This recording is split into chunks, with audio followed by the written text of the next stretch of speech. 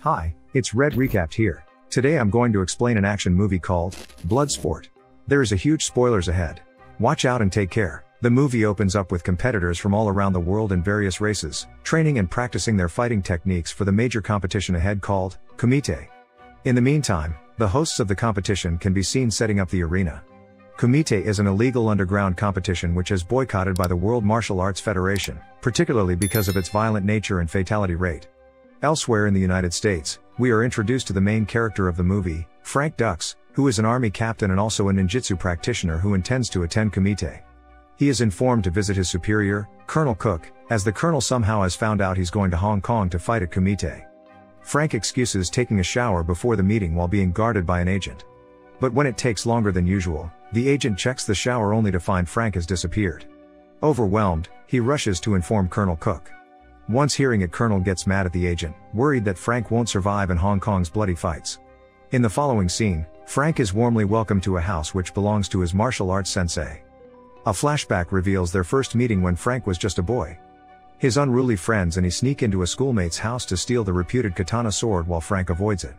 When they hear the landlord's voice nearby, they run off. But mesmerized by Katana's beauty, Frank is freezed. He is approached and severely kicked and hit the floor by his half-sized fellow, named Shinogo, who is stopped by his father, quickly. Frank comes clean to Mr. Tanaka that he didn't want to steal the katana, was only looking at it. Tanaka cuts off the visor of Frank's baseball cap and is impressed that Frank didn't even flinch, telling him he could be a brilliant fighter. Instead of calling the cops, Mr. Tanaka makes a deal with Frank to join them as Shingo's sparring partner. Because of that, Mr. Tanaka visits Duck's parents, claiming that he's going to teach a unique martial science to Frank, which provides a way of training and brings mind, body and spirit completely together. Duck's family simply accepted the offer. At first, the young Frank gets offended that he is only learning a portion of Tanaka while Shingo is being trained much more intensively. When Frank defends Shingo against some bullies at school, their cold relationship turns into friendship. A few years later, Shingo enters the Kumite competition and dies in his very first match. Besides his son's death, Tanaka had already lost his first family in Hiroshima's war, hence, he now has nothing to fight for and believes his family has ended. He has decided to shut down all the training. But Frank made a sentimental appeal to Tanaka to train him completely, to compete in the Kumite on Shingo's revenge, to both Shingo and Tanaka's honor. When Sensei Tanaka accepts his request, they soon start various bone-breaking training. As time passes by, the training becomes even more intensive. Until at its peak, Frank can totally ignore the pain when he splits while each leg is pulled on reverse side and works blindfolded as if still fully sighted. Back in the present, Frank meets Sensei Tanaka, who is now an ailing old man. He reminds Frank that when he fights, Tanaka's spirit will be there to fight along with him. Frank, in turn, vows to fight for Tanaka family's glory and win at Kumite. On the other hand, the army sent two military staff names, Helmer and Rollins, to Tanaka's house to track down Frank. Mrs. Tanaka explains that she doesn't know if he's heading to Hong Kong and he just visited them to pay his respect to Mr. Tanaka as his mentor. Frank arrives in Hong Kong for the competition. When he takes a bus to the hotel that was booked by Kumite hosts, he notices a huge beer belly man trying to flirt with a girl in a hilarious way and finds him funny. Frank reaches the luxury hotel where the majority of the Kumite members are staying. It turns out the man on the bus is Ray Jackson, who is also going to fight at Kumite. As Ray is playing a karate video game, the two play the game together and a friendship bond forms between them as companions and as individual Americans. They are then introduced to Mr. Lin, who is assigned to assist North Americans in finding the way around. Lin reveals that the competition is held in Hong Kong at the consent of the Chinese mafia, called Triad. Lin takes the Americans where the Kumite will be held. It's a secret arena located in a slum, known as No Man's Land. Participants can be registered only if they have a proper invitation. When Frank hands his invitation over, they get skeptical about Frank, because he is listed as Tanaka's student. Obviously, they are aware of Senzo Tanaka and are reluctant to accept, at face esteem, that Frank is an understudy of Tanaka's. To prove his claims, he is asked to perform Sensei Tanaka's legendary dim mak, which is a pressure point strike. According to this, there are several bricks stacked and Frank must break the bottom one while others remain intact, which demands extreme concentration. When Frank simply gets the job done, it makes everyone impressed, but a Korean competitor, a former champion named Chong Lee, who is clearly upset and threatens him somehow with bricks, don't hit back. Back at the hotel, an American journalist named Janice Kent is inquiring a Syrian Kumite fighter named Hossein about the competition. Hossein, who is a perverted bullied man, claims that he is only willing to speak if he can take Janice to bed. When Janice finds his behavior disgusting, Hussein gets enraged and wants to slap Janice in the face, but is stopped by Frank. While Ray is a short-tempered man, he's going to fight with them. But Frank believes that the girl is not worth kicking out of the kumite, which really upsets her. Frank makes a gamble with Hussein, hands him a coin. If he can grab the coin before he closes his hands, he will get the girl. Frank wins the bet and saves Janice from bullies. In the following scene, Frank and Janice can be seen walking in the street, and Janice enlightens Frank about her obsession to get a story on the kumite in detail as the competition is too mysterious and savage. She also considers it a cockfight, but with people. Frank agrees to speak to Janice, but not before having dinner with him. At that time, Helmer and Rollins arrive at the Hong Kong Police Department and meet with Inspector Chen. They hand him a photograph of ducks, explaining that they are attempting to stop him from competing in the bloody fights of kumite. Inspector Chen is also asked to contact them if his men discovered anything about Ducks' whereabouts. Chen is very dismissive of the case, as it isn't considered to be a major concern by Hong Kong police. He finally replies to the two military police that he'll see what he can do. At the kumite opening, the organization's principal makes a speech about the competition which began hundreds of years ago, and that the kumite has been held every 5 years, in which the best fighters in their rank would face each other in full contact in 3 days, and one of them will be the champion. When the competition begins, Frank and Ray are informed that, as the challenges are full contact, there are 3 different ways to win the match. First, forcing the opponent fighter to utter the words "mat," which is a cry of give up. Secondly, knock the opponent off the platform in the usual knockout. Chong Li celebrates by hearing the group cheer his name. He enjoys completing his matches by mangling and devastating his rivals. He is also infamous for having killed a competitor and watched him die after that, at the former kumite. Chong Li dispatches his rival just in seconds, breaking his own world record for the quickest knockout, making the crowd give him loud cheers. Ray comes to tatami. He is double the size of his opponent and visibly looks down on him. When he gets a punch, enraged, he grabs his little opponent's head and smashes his face to finalize a knockout, causing blood splashes everywhere, including his own body. Then he shouts at Chong Li amidst the crowd, "I'm gonna kill you, man," making Chong visibly mad.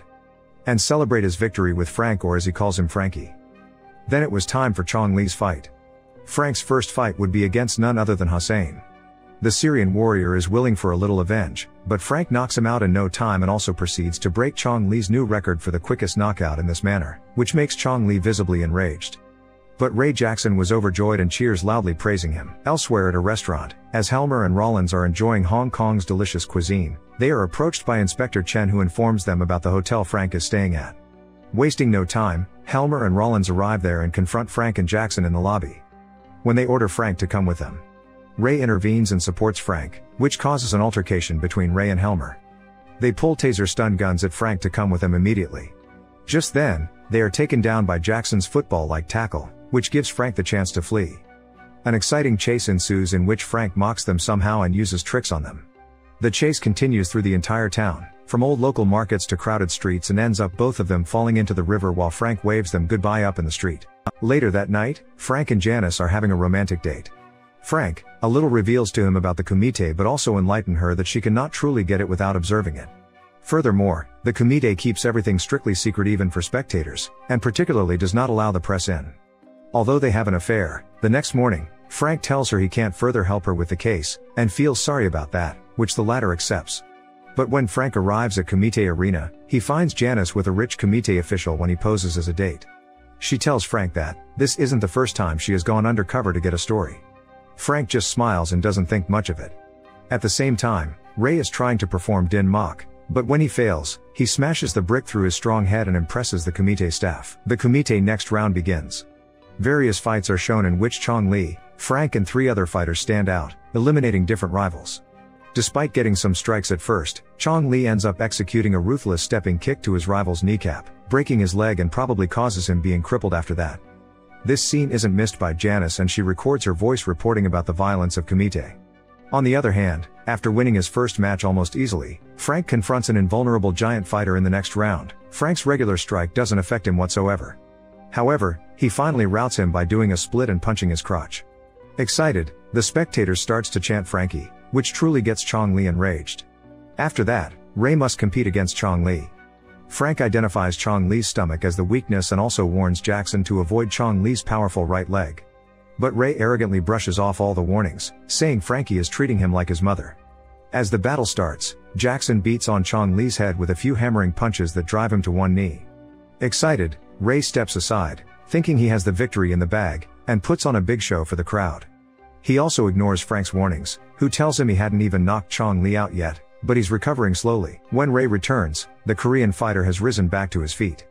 Chong Li lands an overwhelming kick that turns the tide of battle in a heartbeat.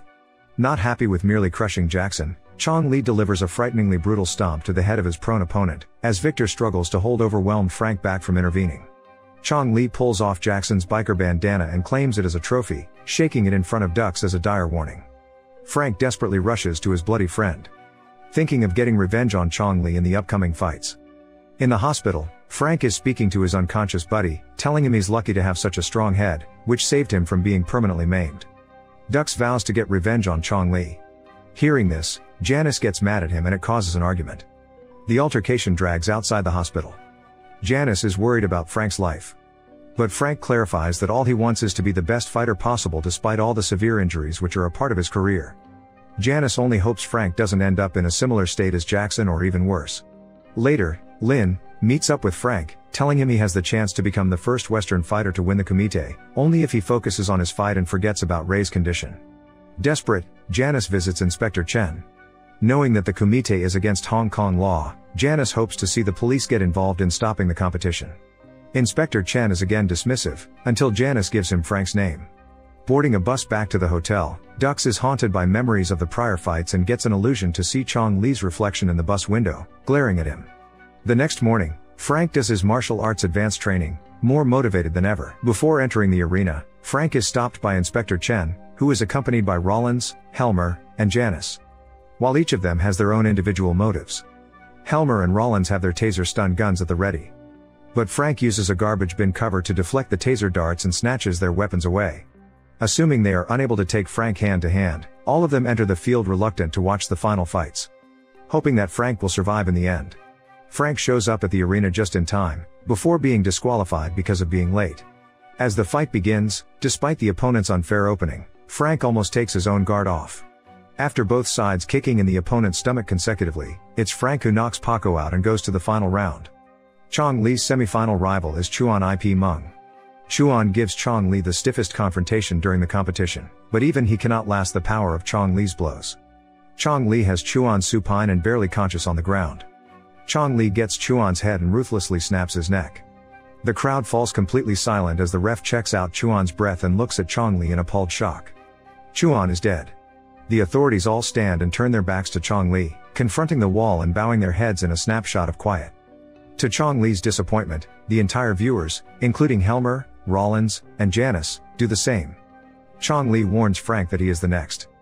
But Frank just glares back before joining the rest of the viewers in the moment of silence. Chong Li simply leaves in reluctant. Frank and Chong Li are in the final match. The fight begins and Frank quickly gets the upper hand. Chong Li even uses the referee to defend himself but to no avail. Frank is following the advice he tried to give Ray, focusing on consecutive punches and kicks to Chong Li's stomach and watching carefully for Chong Li's right leg kicks. Seeing himself being underdog, Chong Li secretly removes cocaine unseen by everyone else, flings it right into Frank's eyes. Since Frank's vision gets blurry, Chong Li starts beating him and showing off to the crowd. As he is enjoying his fake superiority, Frank suddenly clears his mind and appears to go into a meditative trance, reminiscing Sensei Tanaka training when he operated through his other senses as if he were fully sighted. Dux begins to step carefully around the arena, but always able to fend off Chong Li's attacks and land more blows to his stomach. Chong Li tries to throw Dux off by pushing the referee into him, but fails.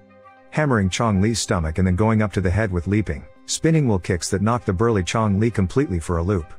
To establish absolute dominance and humiliate Chong Li, Frank forces him to say mat. Spectators go crazy as the referee announces Frank as the champion. As a prize, Frank is awarded by a beautiful Japanese katana word of praise written on it. He then looks up to the ceiling and whispers, "This is for you, Shidoshi Tanaka." Frank and Janice visit Ray at the health clinic, while Ray has gotten his consciousness back. He is notably overjoyed by Frank's championship and the fact he forced Chong Li to submit, no less. But jokingly warns that Frank might have to fight him next time. Frank and Ray give an emotional handshake, their bond having fortified to near blood brothers. Helmer and Rollins are waiting at the airport in front of a plane to take Dux back to the United States. They wait and wait until they are finally convinced that Frank never going to show up. Just then they are alerted by Frank, who awaits them in the plane doorway, joking them again. In the final scene, Janice shows up and gives Frank the Chinese covered fist salute, as a symbol of respecting his career and character. That's all from the video. Thanks for watching.